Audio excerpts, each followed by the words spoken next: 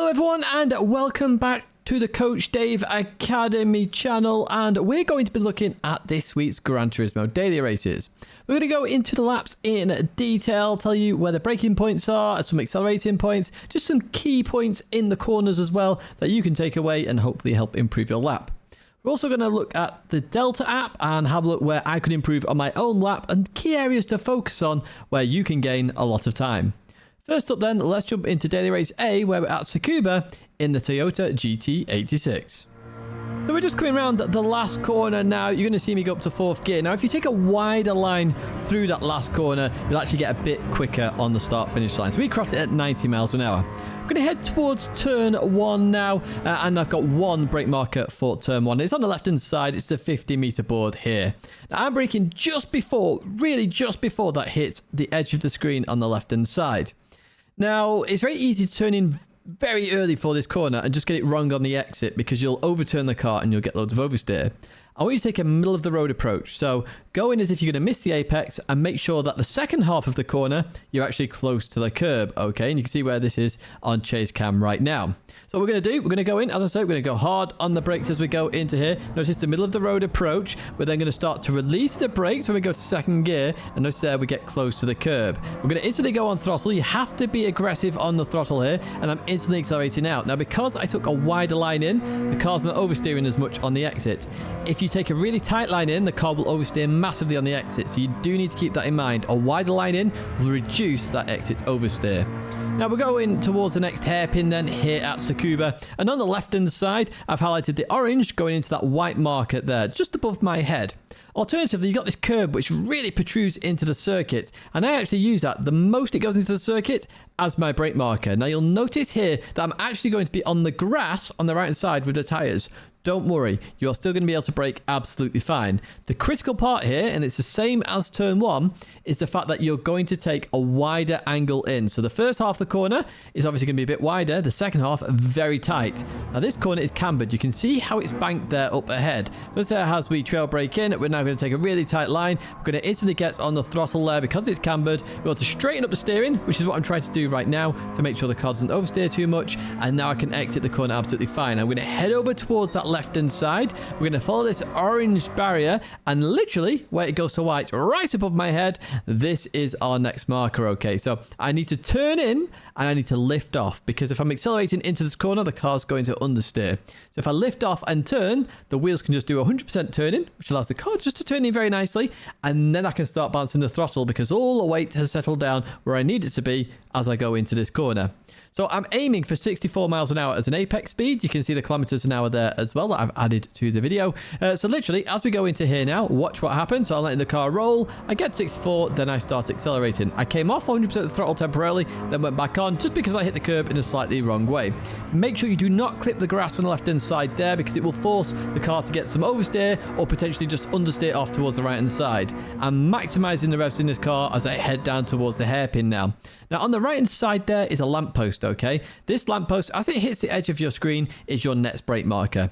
So you're going to brake in a straight line now all the way to the hairpin. Now, try and make sure you aim a little bit to the left rather than directly at the corner, because, you, again, like we've done with turn 1 and the other hairpin on the left-hander, it's all about widening the angle just that little bit, just so that the car has reduced steering on the exit. Now, this hairpin is also cambered like the previous one, so it does mean you've got a little bit of help there straightening up that little bit earlier. So notice there, I'm a bit towards the left here, just widening that angle just that teeny tiny bit. I come down to 2nd gear, trail braking. I let off the brake now, instantly go on the throttle, and now I'm going to start to straighten the car up straight away, and that allows me to get out of here with minimal oversteer. And the critical part of that is minimal oversteer, because the more oversteer you get in this lap, the more time you will lose throughout the lap. It's all about not having oversteer. You want initial rotation, but then for that oversteer to stop, and that is critical to this lap. Notice again, I'm maximizing the revs. It's about 7,750 RPM if you are in any other camera angle, and you can see that.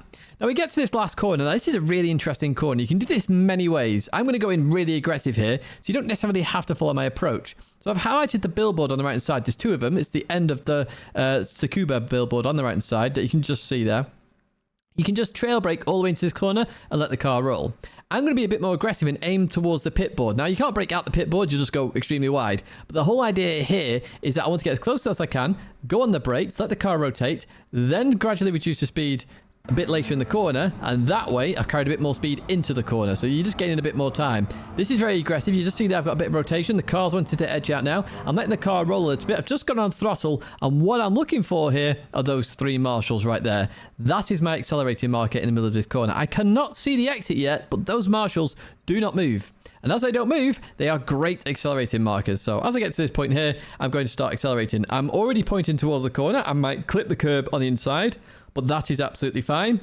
And you can use all of the exit curb as well. Critically, if you're on your fast lap and you nail this corner, do not change to 4th gear until you're very close to the line, because there is a bit of a small gear shift delay. Obviously, it's a H-box, so the game actually puts that into consideration. So watch here now then. I'm going to continue on. I use all of the exit curb there, and it's only when I get to the line do I then change gear, and that has minimal impact, but it does impact the following lap. Let's go into a fast run now. So the 50 board left hand side is our brake marker, middle of the road approach, 2nd gear, trail brake in, tight on the exit then. Instantly start accelerating. Be careful of any power oversteer on the exit, maximum rest. Continue on through here. So you got the white marker on the left hand side, or as the curve protrudes here, over to the right, maximize the angle of the corner here by taking it as wide as possible, then come in tight. Use the camber, start accelerating, straighten up on the exit like I do there. Head over towards the left hand side. Orange to white is lift off and turn in here. 64 miles an hour is what we're aiming for. There we go. We can start accelerating through.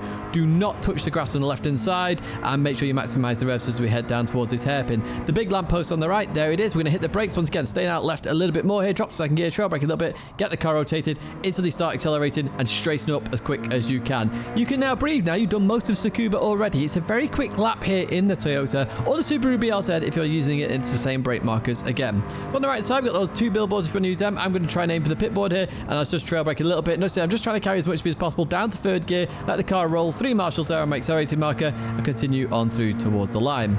Let's jump to some Delta now, and let's have a look where I can improve that little bit more. So I've loaded the Delta app right now, and I've actually loaded Manu Rodri's lap, which is extremely close to my lap. There's literally hundredths of a second in it. But what we can do is just figure out where we're losing or gaining time. So we're going to kick off the lap here then, and already I'm noticing I'm 1 mile an hour quicker than Manu Rodri at the start of the lap. And that's because I've taken that wider line to start the lap, and potentially Manu Rodri is actually on a 2nd lap, which is why it's a little bit compromised. It's what I talked about there with the gear shift on the line. But even so, we're carrying a bit more speed here, so we're a little bit up on the time. We go into turn 1 here. Do we lose any time? So we're actually losing a little bit on the braking here. Manu Rodri comes off the brakes a bit earlier. Go through the corner. I'm carrying a bit more speed there. And as we leave the corner, Manu Rodri's actually carried more speed on the exit then. So while, yes, we carried more in the middle of the corner, Manu Rodri's carrying a bit more on the exit. Now, if we continue on here, it's very close, and we're only losing a tiny bit of time. So through that hairpin we go. Again, we're not really losing that much time there in terms of the lap. So we're going to go into here now, and it looks like we've actually lost some time here. So this is an area I wanted to focus on anyway. You might remember in the lap guide, I had to lift off a little bit. So let's just follow this through a little bit more in detail. So we go into this corner. Manu Rodri's just turned in that little bit later, which is arguably a little bit better there. So as we go into this corner now, we're going to keep going through, and Manu Rodri's just carried a bit more speed on the exit here.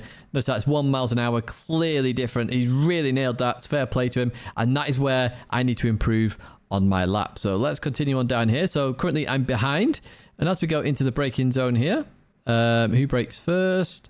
Manu Rodri brakes a little bit earlier than I do here. It goes out a bit wider, it looks like there as well.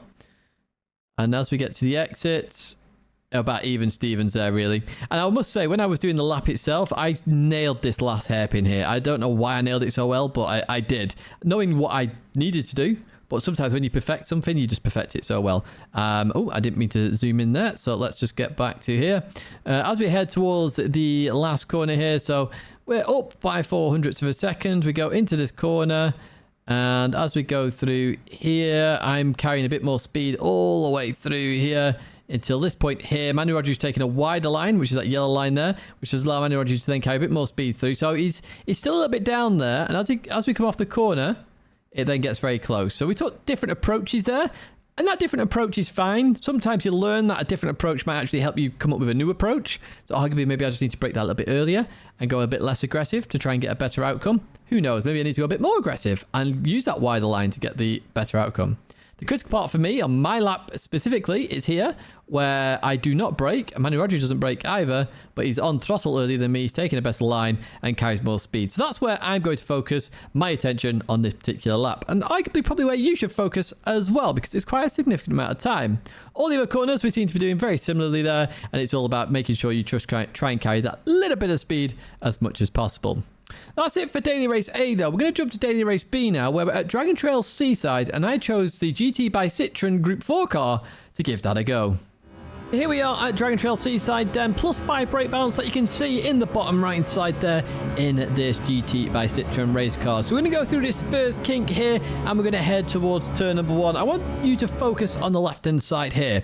So there's a big orange piece of barrier. Now I've highlighted the bit that goes from sort of like a tyre wall into the Armco, and they're both painted orange. Now this is my brake marker for turn number 1. I'm going to be hard on the brakes and staying as far to the right as possible. Now you'll notice that some people on the leaderboard cut the first part of this corner. It's really hard to do, and the car bounces all over the place, so I highly recommend you don't do that. And I'm going to do the way that you don't do that, but you can still get a very good time. Watch what I do right here then. So we're going to head in towards the corner right now. Hard on the brakes, okay. I'm going to drop to second gear to get some rotation. Notice that as I release, the car wants to turn. I'm going to clip the inside curb, but not go over it. I'm then short shifting to third and accelerating through. Watch what I do now. I lift off a tiny bit. That's to reduce any chance of oversteer on the exit. Don't mount the curb, as in don't go over the curb. That will bottom out the car and force it to spin. Very critical you don't do that here at Dragon Trail Seaside, because you can bottom out the car in several places due to that curb. They're so massive. Now we're going to head down here. I'm actually going to cut the inside of the curb here. If you do this, make sure your right tyres do not touch the curb at all, otherwise you will go flying. Now, I'm going to get rid of my head just for a second here, and we have 2 brake markers. We have the end of the gravel, we then have this grass patch, and then the start of the next gravel. You need to brake in between these 2 yellow markers, okay? If you brake in between these, that depends on the car. In the GT by Citroen, it's sort of in the middle. Literally, you're going to brake in between these 2 and brake in a straight line all the way down the curb. Don't mount the curb. Remember, stay on this side of the curb, but you're going to brake all the way down. Only when you get to second gear, I'm going to release the brakes, then turn in. The car will rotate, and I'm instantly going to go on throttle. Remember, this is a mid-engine car. So, third gear, second gear, I release the brakes. Notice there the car turns in. I clip the curb, instantly start accelerating. The car wants to rotate anyway, and I can continue on through. You need to be aggressive on that corner, because you're going uphill as well. In Group 4, we don't have a lot of power, so the more speed you can carry through that corner, the better this next part of the track will be then. So we're going to head down here, head over towards the right hand side then, and on the left hand side, similar to earlier on in the lap, we're looking for the orange painted barrier. So it's like a tyre wall into the Armco, and they're both painted orange. Now for this corner, this is the S's at Dragon Trail Seaside. I love this set of corners. So you see the left hand side there, you're going to just tap the brakes and you're going to let the car roll a little bit. You might want to trail brake a little bit just to get a bit of rotation in the car, but the critical part here is you want to carry speed, as much speed as you can in Group 4. And I want to clip the inside curb. I don't want to go over the curb, I want to clip it. The curbs are grippy as long as you clip them and don't go over them. Watch what I do right now. So you're going to see me go on the brakes. Notice that it was 50% braking, just trail brake a little bit, let the car roll. I clip the curb and then instantly go on throttle. I stay in 5th gear. If you're struggling with understeer, drop to 4th gear. Now this is all flat in the GT by Citroen, okay? So notice there, I'm flat, nice and easy. I'm not going over the curbs again, just to reiterate that as we go towards the left hand side, not going over, just clipping them very nicely as we continue on. On the exit here, if you do end up going over the curb slightly, make sure you go fully over. Otherwise, you'll end up bottoming out the car and it'll be really weird. Just put it to 100% here as we head down towards what I call Cruise Corner and what Lady Tidge calls Cruise Corner as well. So we have the 150 board, we have the start of the curb on the left hand side. These are very early brake markers and I do not use them in this scenario. In the GT by Citroen, I use the end of the cliff on the right hand side. So literally as it hits the edge of my screen, I'm going to hit the brakes. This car gets very rotatory, let's call it that, as you get towards the end of the braking zone. And I want that. I want the car to rotate to get through the corner quickly.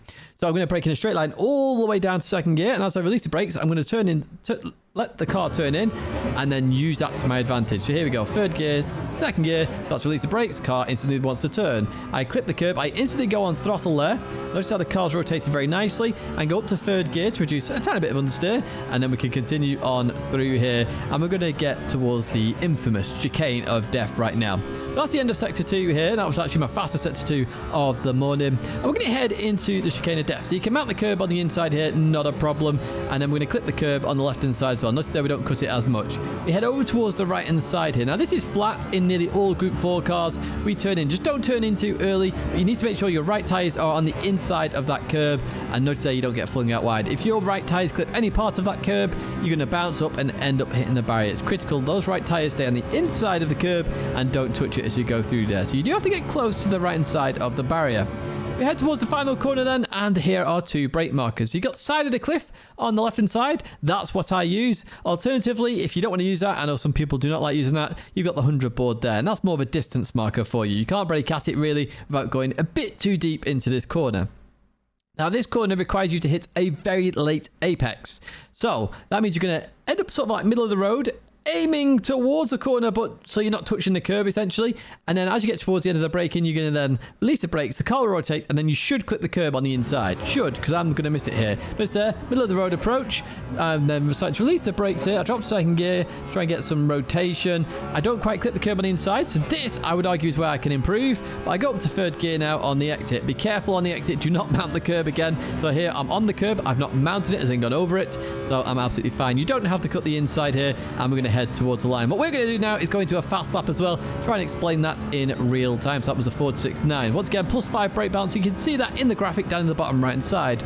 Through the right hander we go. Look for the orange painted barrier on the left hand side. Where is it? So it is there. We're going to hit the brakes, drop up to second gear, and then short shift to third gear. Don't mount the curb, just clip it there. Straight through. Lift off a tiny bit as you go through here, just to avoid any power oversteer. Continue on through. Head down here towards the kink. You don't have to cut this, but if you want to take all the risk and get all the glory, you are going to have to cut it, as I do right there. So just after the gravel ends there on the left hand side, we hit the brakes. We're going to release the brakes, turn in, instantly go on throttle. Be very aggressive through there. Carry the speed. You need to carry the speed here as we then head up the hill. We're going to go down here through the right hander, and for the S's, we're looking for the orange painted barrier on the left hand side. There it is. Trail brake all the way in a little bit here. Let's carry the speed, clip the curb, then start to accelerate.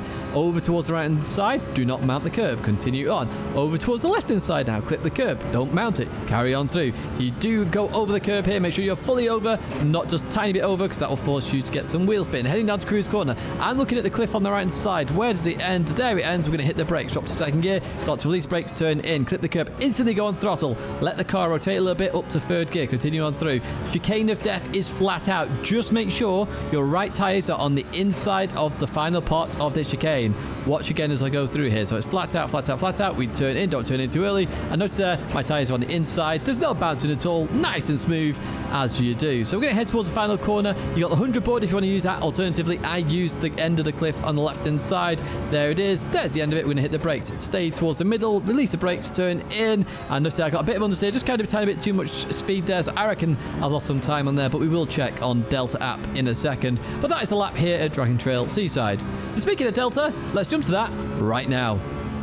So, once again, I have loaded Manu Rodri's time here into Dragon Trail Seaside now. Manu Rodri was about a tenth and a half slower than me there this morning. So, in terms of the reference lap, I'm looking for places where Manu Rodri could improve. And arguably, I might lose time in certain places where I could actually increase that gap. So, we're going to head down the start-finish line here then as we head towards turn one. There's the kink here. And we're a little bit down there, so who's kind of about the same here, really, as we come into the chicane. So, as we go through here, about even as we go through there. I get a little bit more on the exit. There's nothing much in there, to be honest with you. It's all about just carrying the momentum through that corner, to be honest. And we both do that very evenly as well. I can hardly see Manu Rodri's line. We're like following the line identically. So we're going to go through the kink there. And we're a tiny bit up. Nothing major here as we go through this right-hander. And we're even. We are very much even in that sector. So I'm not worrying too much there as I just accidentally clicked it. So let's go down towards the S's then. Is this where I gain some time? It is indeed. So I'm gaining time here by carrying much more speed. So as we go into this corner here, this is the one where I said you can drop to fourth gear. As we go through here, I'm 1.5 miles an hour up. Now, does Manu Rodri change gear is the question. Doesn't. He keeps it in fifth as well. So it's very even. I just carry more speed. And I did say that, you know, you carry as much speed as possible. As long as you clip the curb, Manu Rodri's just out a tiny bit wider than I am. And that has benefited me massively as I go through here. So we start off, half a tenth there going through. And by the end of this, we're nearly a full tenth up. So there's a tenth there. So Manu Rodri can definitely improve there. It just shows you carrying the speed really helps there as we head down towards Cruise Corner. So we're 1.12 down as we go through here. And we lose a tiny bit in the middle of that corner, nothing major. It's quite obvious that I could have gained a little bit of time through there as we continue on through, so I'm not worrying about that at all. Through the chicane, again, even, because it's flat out, no problem there. Let's get towards this last corner. I reckon I've got time to improve here, so we're 0.12 down as we come into here. As we get to this point here, I'm 2.5 tenths up, so that tells me I've carried way too much speed. We're 4 miles an hour difference, and I would argue we saw that as well. You know, I didn't actually clip the inside curb there, so I'm actually going to lose some of that time on the exit. So there's definitely more time in that last corner from what I can see there. I just carried a tiny bit too much speed, and that has compromised me on the exit, even though I'm a little bit up. So my focus will be on that last corner, and for Manu Rodri, if I was Manu Rodri here, I would focus on the S's here. There's some time there just to carry that bit more speed, and that's something you can focus on there. So I've given two sets of corners you can use there, found out by using Delta. It's such a fantastic app, this. I love it. Right, we're here and done for Daily Race B. What we are going to do now is jump to Daily Race C, where we're at Daytona Road Course, and we're in Group 3 Machinery.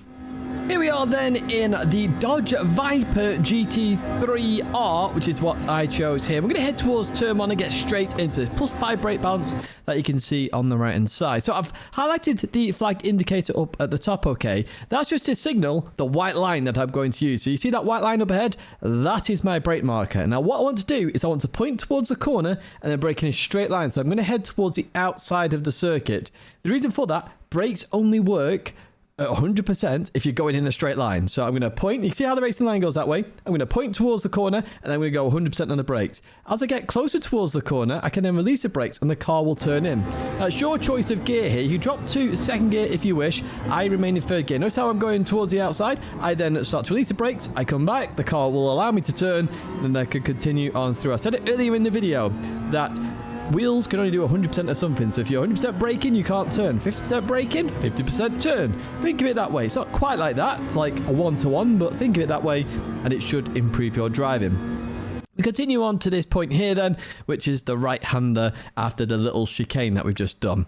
Now, you've got the one board on the right-hand side, which you can use. It's after the one board. We've got the yellow truck on the left, which you can use as well. So as that disappears off the edge of your screen, I do use that truck. You can also use, as the circuit, the smaller part of the circuit goes to the right-hand side there, and brake just before that gets to the edge of your screen. So you've got 3 different brake markers here that you can use. And as again, I use the truck and that circuit there. Now what I want to do here is I want to go hard on the brakes, okay? And then as I start to release the brakes, I'm going to head towards the corner, okay? Notice there the car wants to now turn because I'm not 100% on the brakes. Now as I go through here, I guess on the throttle and then get a little bit of oversteer. It does cost me a little bit of time there.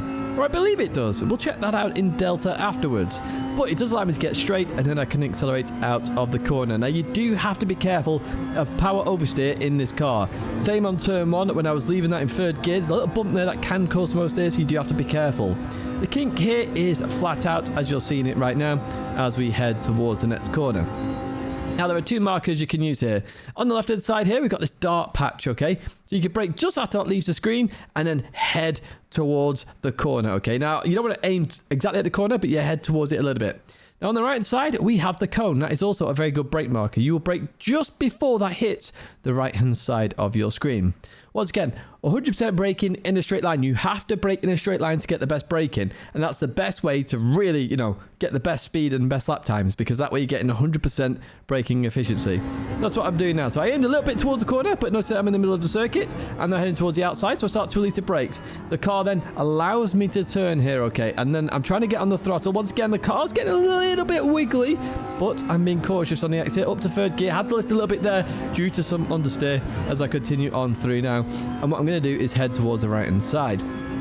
Our next brake marker, well, we have 2, okay? So the circuit veers off to the right-hand side there. You can use that as a brake marker, and that's exactly what I do in this scenario. You also have the blue and white and blue bit on the barrier on the left-hand side. Now, what you want to do here is actually brake early. It's very easy to outbrake yourself here because you go, oh, it's a wide exit. Very easy to do. No, brake early. The whole point here is you want to get turned in and out of this corner as quick as possible and get the best speed out of this corner. So, brake at this moment in time, exactly where I've pointed out right now as the circuit goes towards the right-hand side. We're going to hit the brakes. And then I'm going to instantly release the brakes and turn in. I want to clip the curb, and I instantly want to get on the throttle. Any delay, like I did there, I was like half a second delay, is significant, and it does cost me a little bit of time there if I do check this on Delta, which we will do in a second. But we do get onto the oval now, and now we can relax a little bit, and we'll go 100% here because the oval is nice and easy as we go around here. Just stick to a nice inside line, keep it nice and smooth, and you'll be absolutely fine. The final brake marker is coming up because, of course, we have the bus stop chicane. Now, the bus stop chicane is a very tricky corner here, okay? So, I'll venture to the left-hand side of the circuit there. That's just on me. That was distraction, should we say. It was like 6:30 in the morning. So, we've got the flag indicator up at the top, and then we have the one board. So, we're braking just after the flag indicator disappears off the top of the screen. And it's before the one board. Now, for the chicane, you can use yellow curbing as track limits. Anything over that is obviously braking track limits, and you'll get a penalty, which means you do want to cut a lot of the chicane, and you do have to be careful on the exit. And we're going to stop it on the exit just to show you that a little bit more. So as I come into here, I'm going to hit the brakes. I'm preparing, braking early here is absolutely fine because it's all about the exit. So as we go into here, I'm using all of the yellow curb on the left. I then dial the brakes a little more to get the car to rotate to the right. I want to use all of the yellow curb on the right. That should rotate me enough, and then hopefully, as I've done on this lap, I stay on the yellow curb on the exit. Now, as long as I'm on that yellow curb on the exit, lap's a winner. If I'm not on that yellow curb on the exit, lap's a loser. You do have to think about that. The exit as well is critical because it's a long acceleration period towards the line. Loads of time you can gain here, okay? Absolutely tons of time can be gained here. And once again, when we look at Delta, we'll see where we gain and lose time. But I imagine that is a critical area to focus on. And I highly advise you do focus on that. Remember, brake early. Slow in, fast out. Best thing you can do at that bus stop chicane. Now it's nice and easy towards the line. So what we're going to do in a second when we get closer to the line is go into a fast lap, and I'm going to try and speed this out as quick as I can because obviously we're going to go straight into it. So remember, for turn one, I'm looking for the flag indicator, then the white line, and then we're going to brake and point towards the corner, okay? So here we go then. So where's the flag indicator? There it is. Point towards the corner, hard on the brakes, head towards the outside circuit, start to release the brakes, allows the car to turn in. Be careful on the exit now because there are some bumps there that can force some oversteer, so just be careful. Continue on through the chicane, nice and easy, head over towards the left-hand side. Use the yellow truck as the track goes to the right-hand side there, hard on the brakes, second gear now. I want to get rotated. Be careful on throttle here. I get a bit of oversteer there, so just be careful if you are doing the same. Continue on out of the corner, head over towards the right-hand side now. It's a flat through the kink here. Definitely flat as we go through here. Nice and easy. Head over toward the left side. Dark patch on the left, other cone on the right. Brake in a straight line. Start to release brakes. The car allows you to turn. Be cautious on the throttle now. You'll want to oversteer there, and then you get a bit of understeer as well. I could have done that a tiny bit better if I do say so myself. As the track veers right here, hard on the brakes. Get turning early and get instantly on the throttle if you can. Honestly, the earlier you get on the throttle, the better. Use all the track on the outside if you need to. It's all about carrying the speed and getting the most out of the car. I'm going to fast forward a little bit here now towards bus stop chicane. Remember, it's the flag indicator before the one board, so there's the two, there's flag indicator. Hit the brakes now, prepare yourself, cut the first part, really cut the second part, get you some rotation, flip the third, stay on the yellow curbing, continue on through, and now you can breathe a little bit because you're fine. You haven't got track limit penalty. It's all the way to the line, and that is it in terms of this lap time then. This was a 1:45.1 at like 6:30 in the morning. Happy days. Let's jump to Delta then, and let's see where I can improve that little bit more. So once again, for the final time today, I've loaded Manu Rodri's lap, which is also in the same car as me. Now, Manu Rodri is quicker than me on this particular occasion. So when we compare, we're looking to see where we can actually improve and gain on that time. Maybe potentially get into the 44s, if I wanted to push that. But let's see what happens. So as we cross the line here, we're already down there by 0.7 of a mile an hour. So that suggests that Manu Rodri was on his second lap. I started it with the first lap from memory. So there's some significance in itself. Okay. So as we come into here then, we're going to go on the brakes. And I actually outbrake Manu Rodri there. So Manu Rodri is braking earlier. Look at that. Right there. Manu Rodri is braking far earlier than me as we go into this corner. And as we leave this corner, I'm ahead. I'm ahead at that point. So I really do nail turn one very well. And what I'd like to do as well is check gears. Yeah, so Manu Rodri goes down to second gear where I stay in third gear. I do believe third gear is quicker. It's just harder because you will suffer a bit more understeer, but you do carry a bit more speed. Through the kink we go then, and we head towards this right-hander here. On the brakes we go through there, and we do lose a tiny bit of time. And I did say that, that little bit of oversteer mid-corner did cost us a little bit then. So as we get to the exit here then, we're identical on speed, so it didn't cost me too much on speed. But I do feel it was significant enough then as we went through there, as we're going to continue on out. So I did lose a tiny bit of time. Nothing major though. 300ths is not the end of the world. Through the kink we go. We get to this point here, and we've gained a little bit again then. So we're really losing out on one particular corner here. So as we go through here, get to the exit, and we've actually gained there. We've got more speed on the exit, which once again is surprising because I did lift off a little bit there. Notice that small lift. That is significant, but apparently not significant enough. So we're going to get to the left-hander onto the oval. Is this where I lose time? So we're nearly a tenth up at this moment in time. As we go through here, wow, we lose a tenth. And this is where I said, you know, you do need to carry the speed. So let's look at this. This is significant. And this is because we're going onto the banking, so lots of time here. So as we come into here, we gain some time there, so we must be carrying a bit more speed potentially as we go to here. No, we're carrying less speed. And Roger just carries more speed throughout that corner. More speed. And that's all because using the line. Look how wide Manu Rodri goes there on the yellow dotted line versus me. It's just significant. Carries so much more speed. And in that situation, just gets more of that time. So now we're equal now. All that hard work I did in the intersection of the circuit, undone by one corner. It's all to do with speed. So we're going to get towards the bus stop chicane now. We're equal as we go into here. As we go through, Manu Rodri is just carrying more speed. How much more speed then? Let's look at this in detail. Just very quickly. 2 miles an hour more. 3 miles an hour more. Let's get to this point here. I'm now carrying more speed at that moment in time. That's interesting. Then it changes again as we go through. And on the exit, Manu Rodri just there. So it's all about the start of that. So as we go into this corner, I am... Oh, we're back even on the brakes. Very interested in braking. I just brake that a little bit more, which is what cost me that little bit of time. Now as we head towards the line, that is the end of that. So critically, and it's a corner I did talk about in the lap guide, the corner going onto the banking cost me a tenth of a second. And arguably, that's where I need to work on to get the 44.9. And arguably, that's what the corner you should focus on as well. Because there is so much time just going flat out that bit quicker than everybody else. Keep that in mind when you're doing this. That is going to be it for this week. This week's races now, folks. So I do hope you have enjoyed it. As always, do leave us a comment down below if there's anything you want to see us improve, change, or you have any questions in regard to any of the laps or my comments as well. I'll try to answer them as well as the Coach Dave team. I've been Martin Grady, otherwise known as Tidgeny, of course. A big thank you for watching as always. I appreciate all the support, as does Coach Dave team, and we hope to see you in some more weekly race guides in the future. And hopefully these videos have been of help. So big thank you for watching, and we'll see you again very soon.